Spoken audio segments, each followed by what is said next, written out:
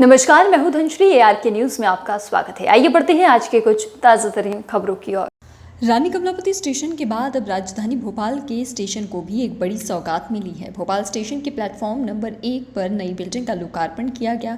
17 करोड़ की लागत से बनी इस बिल्डिंग में kids zone, restaurants, flash ramp, accelerator की सुविधाएं उपलब्ध है, जिसका लोकार्पण भोपाल सांसद प्रज्ञा सिंह ठाकुर, चिकित्सा शिक्षा मंत्री विश्वास सारंग ने किया। इस मौके पर भोपाल के DRM सौरभ बंदोपाध्याय भी मौजूद रहे। स्टेशन के नए भवन में सांची, महेश्वर, ओरछा, राजा भोज और खजुराहो की झलक भी यात्री देख सकेंगे। क्योंकि DRM साहब भोपाल के ही हैं और मैं इसकी अपेक्षा करता हूं कि रिटायर होने के बाद वो भोपाल में बसेंगे। ठीक है ना? पक्का नहीं है? बंगाल तो नहीं जाओगे ना? अरे बंगाल में भी बहन ने बता दिया कि बताओ आयुष्मान योजना क्यों लागू नहीं कर रहे बहन?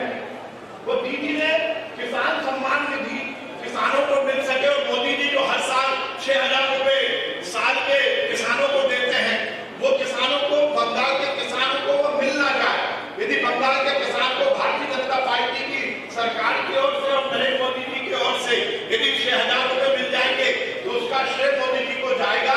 इसलिए हमारी भगवान की प्यारी ममता दीदी, वैसे भगवान को प्यार जरूर करता, वो नहीं करती। उन्होंने तो सबसे पहले जो काम किया वो देवी पूजा पर ही रोक लगवाई। तो वो ममता दीदी ने किसानों की लिस्ट ही नहीं दी। तो मुझे पूरा विश्वास है कि हमारे DRM साहब बंगाल नहीं जाएंगे, भोपाल में बसेंगे। भाई और साथी में प्रसन्नता की बात है कि रेलवे का विकास हो रहा है और रेलवे का विकास होने का मतलब है कि इस देश में हर स्तर पर विकास हो रहा है। विवेकानंद कहते कि 21वीं सदी में यह हिंदुस्तान इस विश्व का सबसे शक्तिशाली राष्ट्र बनेगा। और निश्चित रूप से विवेकानंद ने जब कहा होगा, शायद उनके विचार में उनको इस तरह का तो आभास नहीं होगा कि उनके ही नाम का, वो भी विवेकानंद भी नरेंद्र थे, तो नरेंद्र मोदी के दिलारा अपना नरेंद्र है। तो वो विवेकानंद जो नरेंद्र थे, उन्होंने कब कहा था कि 21वीं सदी में यह हिंदुस्तान इस विश्व का सबसे शक्तिशाली राष्ट्र बनेगा। भारत मां परम में पहुंचेगी, भारत मां के भारत पर केसरिया तिलक लगेगा और पूरी दुनिया का नेतृत्व इस देश के माध्यम से करा जाएगा।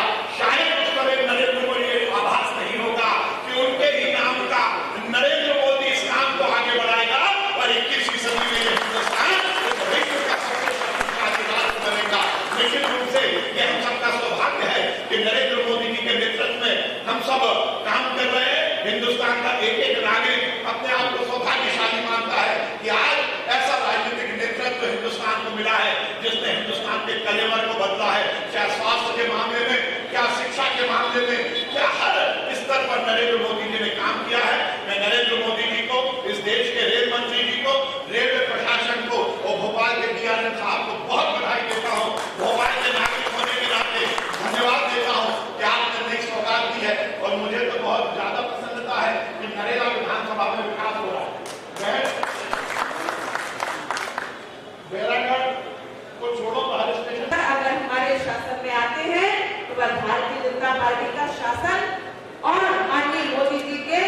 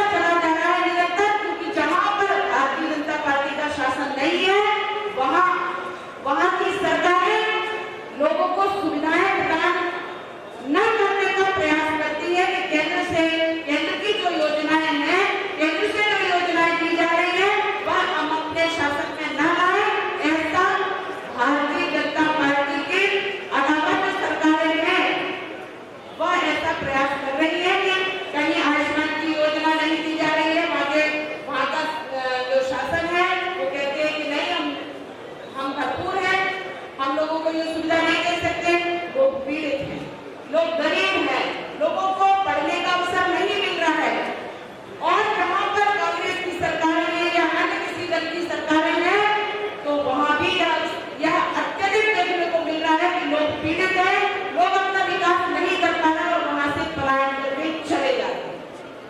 सांप्रदायिक सद्भाव बिगड़ा है। अगर कहीं तो जहां भाजपा के अलावा सरकारें हैं, वहां सांस्कृतिक सद्भाव बिगड़ा है, वहां सामाजिक सद्भाव बिगड़ा है, वहां सामाजिक भेद बढ़ा है और समाज टूटने की कगार पर है और लोग हर सुविधा से वंचित है। किसान हर सुविधा से वंचित है। किसान हर प्रकार से अपने को पीड़ित महसूस कर रहा है। व्यक्ति हर प्रकार से अपने को पीड़ित महसूस कर रहा है। मुझे लगता है अब जो डिमांड है सभी जगह विकास, उन्नति और प्रगति की डिमांड है। इसलिए भारतीय जनता पार्टी के शासन की डिमांड है और भारतीय जनता पार्टी विकास का पर्याय है, बन गया है। भारतीय जनता पार्टी उन्नति का पर्याय बन चुका है।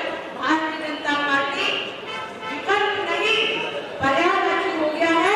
हमारी उन्नति का, विकास का, हमारी प्रगति का और सामंजस्य, सामाजिक सद्भाव का ये हमारा भारत बन चुका है और यह किसी और की देन नहीं है।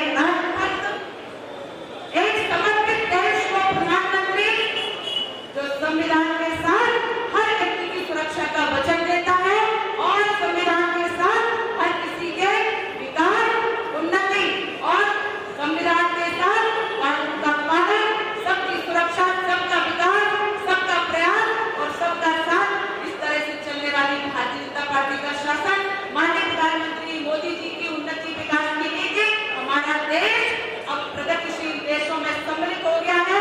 जहां कटोरा लेकर के भीख मांगने के लिए हमारे देश के नेता जाया करते थे, माननीय प्रधानमंत्री जी ने वहां 8 से 9 सालों में ये सिद्ध कर दिया है कि भारत है जिसने सदैव दिया है, सदैव देता रहेगा। अब भारत मांगने की स्थिति में नहीं, भारत देने की अवस्था में आ गया है। इसलिए अब लोग दे दिया है, धन देने लगे हैं और अब भारत स्वर्ण खरीदता जा रहा है। भारत की जो स्थिति है वो मजबूत हो रही है। इसलिए विश्व पर अपना नेतृत्व स्थापित करने के लिए भारत अग्रसर है और भारत ये करता रहेगा।